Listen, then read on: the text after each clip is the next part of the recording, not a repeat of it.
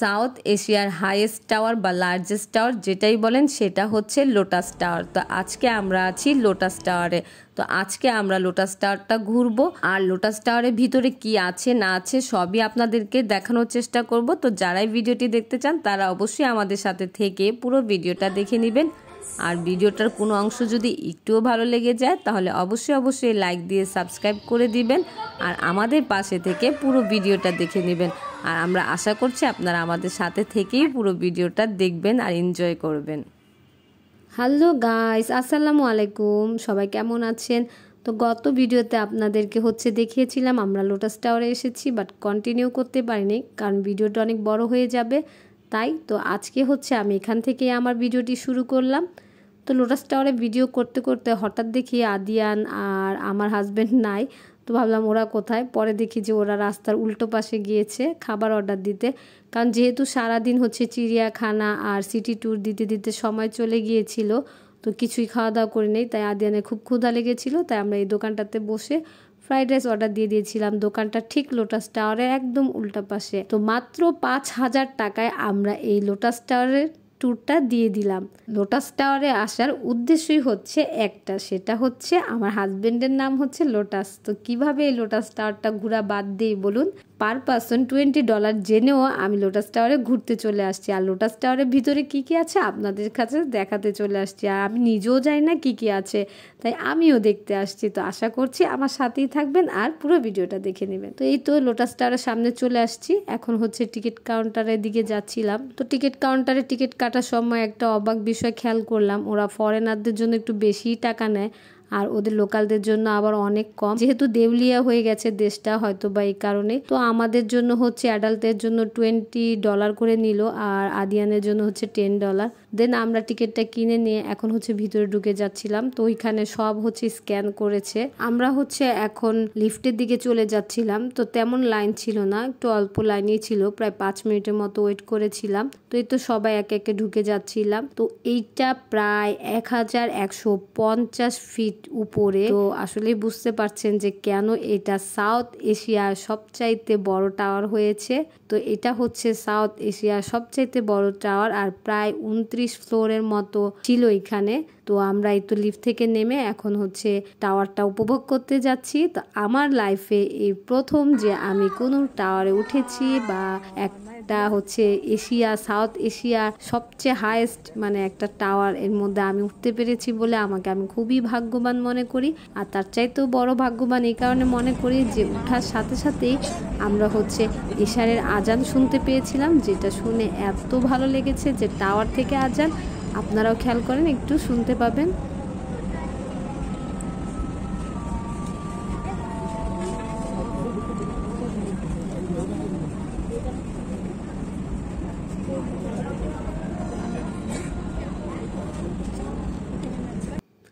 আর এরপর আমি আনাইজার সাথে একটু দুষ্টু করে নিচ্ছিলাম। তো ও নামতে চেয়েছিল, তো নামিয়ে দিলাম, বাট নামার সাথে সাথে আবার কেন জানি ভয় পেল। ও ভেবেছিল যে জায়গাটা ফাঁকা পড়ে যাবে। পরে আমি ওকে বললাম এখানে গ্লাস দেওয়া আছে।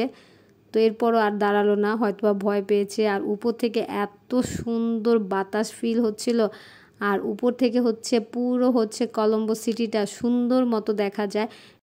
লোটাস টাওয়ারের উপর থেকে কলম্বোর এক একটা সাইড দেখা যায়। তো এজন্য ওরা লোটাস টাওয়ারের প্রত্যেকটা সাইডে পয়েন্ট করে রেখেছিল যে কোন সাইড থেকে কি দেখা যায়। এই যে যেমন দেখতে পাচ্ছেন আমার হাতের নিচে যে লেখাটা আছে, এটাই ওদের পয়েন্ট করা। এখান থেকে দাঁড়ালে আপনি দেখতে পারবেন কলম্বোর সবচাইতে হাইয়েস্ট বিল্ডিংগুলা। যেমন ধরেন যে দিনের বেলা এখানে বোঝা যেত যে হাইয়েস্ট বিল্ডিংগুলোর পিছনেই কিন্তু সমুদ্র আছে, বাট এই রাত্রেবেলা যেমন আপনারা বুঝতেই পারছেন না, যেমনটা আমিও পারিনি।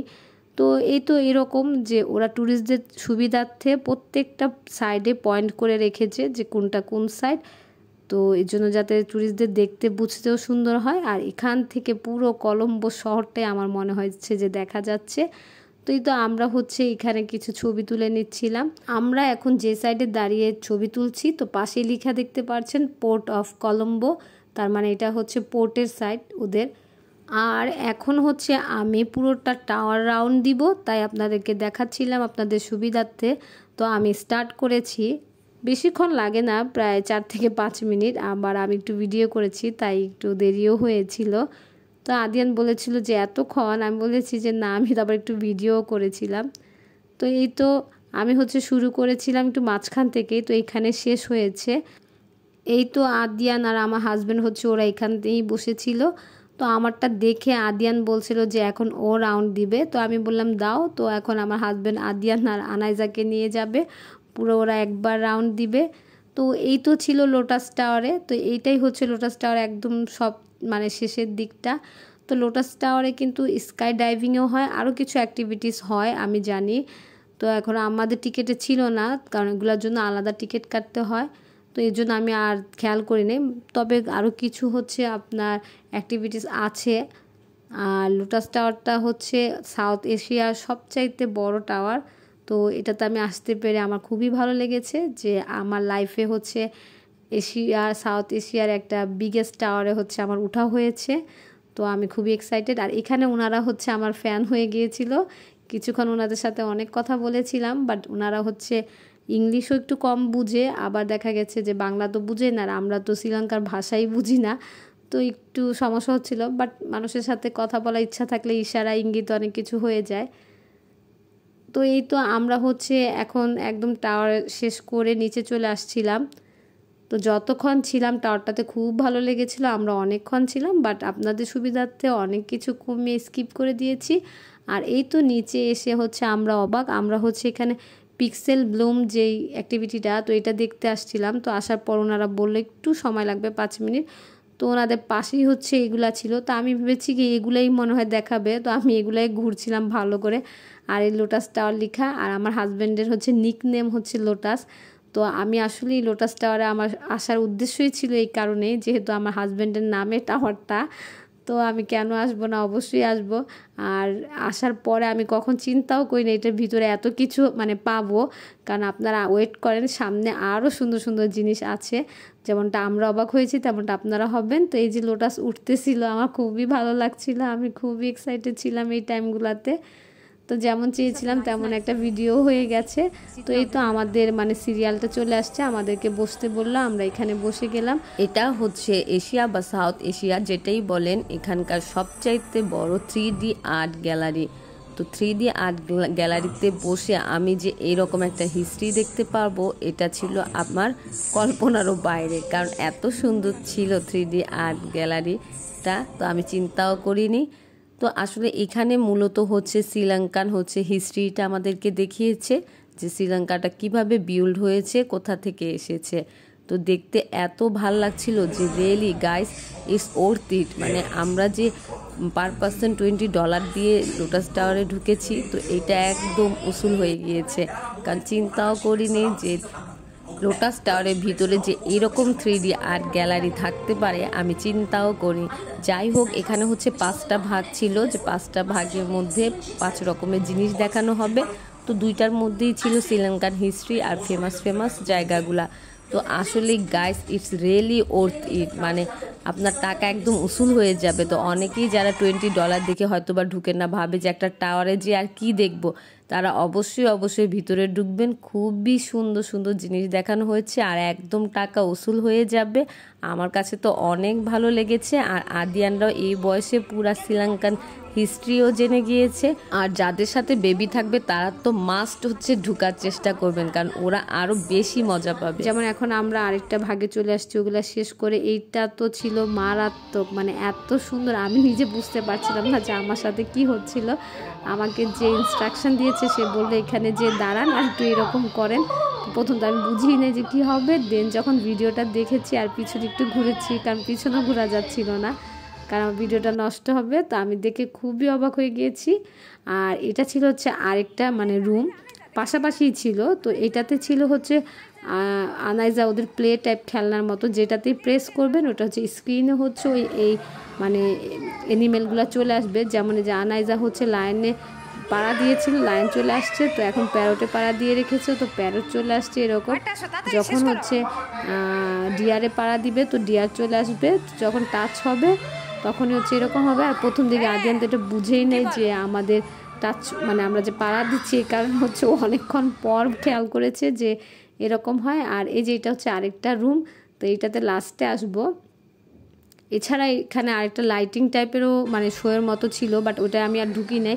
আমি এটা দেখে এত এক্সাইটেড হয়েছি আর আনাইজা এত মজা পাচ্ছিল যে মানে আর কোনোটাতে মানে যেতে ইচ্ছা করেনি। আমার নিজের কাছেও অনেক ভালো লাগছিল, বাট খুবই মানে দুঃখের বিষয় ছিল যে এই টাইমটা আমার মোবাইলের চার্জ অফ হয়ে গিয়েছিল, মানে সব বন্ধ হয়ে গিয়েছিল, তো আমি আর ভিডিও করতে পারিনি। তো যে আমাকে ইনস্ট্রাকশনটা দিয়েছে এখানকারই, তো মেয়েটা খুবই ভালো ছিল। এই আপুটাকে আমি রিকোয়েস্ট করেছিলাম যে আপনার মোবাইল দিয়ে আমাকে একটু ভিডিও করে দেন না। তো এই সবগুলা ভিডিও ওনার মোবাইলে উনি অনেক হেল্প করেছে, আর নয়তো এগুলো আমি আপনাদের কাছে শেয়ারই করতে পারতাম না। আপনাদের জন্য আমার কত কষ্ট করা শুধু আপনাদেরকে দেখাবো বলে। তো আশা করছি এখন পর্যন্ত ধৈর্য সহকারে যারাই আমার ভিডিওটি দেখেছেন তারা অবশ্যই সাবস্ক্রাইব করে দিবেন। এই তো এখন আনাইজাও খুব মজা পাচ্ছিল, একটার পর একটাতে প্রেস করছে। তো আমি ওদের মজার ভিডিও করব না স্ক্রিনের ভিডিও করব কিছুই বুঝতে পারছিলাম না, সব উল্টাপাল্টা হয়ে গেছে। কারণ আমার লাইফেও 3D আর্ট দেখা হচ্ছে এটাই প্রথম ছিল, তো আমিও তো একটু অবাক হবই বলেন, এটাই তো স্বাভাবিক। তো এখানে হচ্ছে আপুটা বলে দিচ্ছিল যে এটা হচ্ছে এরকম করতে হয়, এটা আরেকটা লাস্ট পিক্সেল ব্লুমের এটাই হচ্ছে লাস্ট অ্যাক্টিভিটি। তো যেখানে হচ্ছে ফ্রুট প্রিন্ট দেওয়া আছে ওইখানে দাঁড়াতে বললো, আর বললো যে এরকম খুশি সেরকম করতে। তো এটাই হচ্ছে যে আমাদের লাস্ট অ্যাক্টিভিটি ছিল লোটাস টাওয়ারে। তো খুবই ভালো লাগছিল, আমি আবার একটু বাই বাই টাটা দিয়ে আসলাম। তো এরপর হচ্ছে এই মানে গ্রাউন্ড ফ্লোরে নিচের তালাতেই হচ্ছে একটু খাবার আর কিছু শপিং করার জায়গা পেয়ে যাবেন, বাট আমার মোবাইলে চার্জ ছিল না, অফ হয়ে গিয়েছিল দেখে আমি আর ওইগুলো ভিডিও করতে পারিনি। বাট আমি একটা লোটাস টাওয়ার বলা যায় না ঠিক, ছোট্ট একটা লোটাস টাওয়ার নিয়েছি যেহেতু এখানে এসেছি এর জন্য। তো এরপরে আমরা হচ্ছে যেহেতু রাত্রে কিছু খাই নাই, KFC থেকে কিছু খাবার কিনে নিয়ে হচ্ছে হোটেলে চলে গিয়েছিলাম। বাট হোটেলে যাওয়ার পর আমার হাজব্যান্ড বলে ওর নাকি খুবই পেপসি বা কোকোকোলা খেতে ইচ্ছা হচ্ছিল। তো আমরা যেই মানে বাংলোটাতে উঠেছি, তো ওই আন্টিটাকে জিজ্ঞেস করলাম আশেপাশে দোকান আছে কিনা। পরে বললো যে হ্যাঁ এই গলিতে একটা পেয়ে যাবেন। তো আমরা হাঁটতে হাঁটতে চলে আসছি, যেহেতু রাত্রেবেলা এর জন্য হাজব্যান্ডকে একা বের হতে দেয়নি, আমিও সাথে সাথে চলে আসছি। এই আন্টিটার দোকান থেকে পরে কোক কিনে নিয়েছিলাম। তো গত ভিডিওতে আপনাদেরকে বলেছিলাম, এই ভিডিওতে বলে দিব কলম্বো সিটিটা ঘুরতে আমাদের মোট কত টাকা লেগেছে।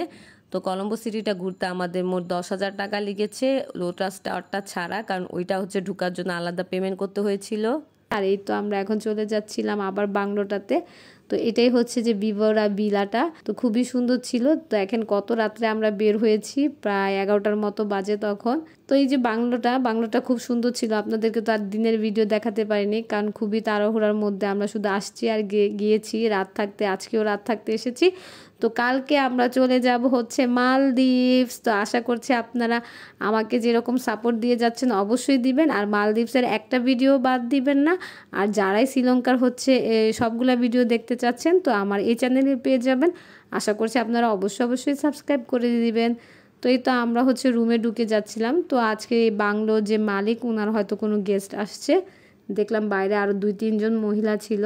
তো এখানে হচ্ছে পেপসি রাখতে এসে দেখি যে একজন বাঙালি ভাই, তো এই প্রথম শ্রীলঙ্কায় বাঙালি ভাই দেখলাম। পরে উনিও ঘুরতে আসছে, তো ওনারা দোতলায় রুম নিয়েছে একটা, ওনারা নাকি অনেক দিন ধরেই আছে।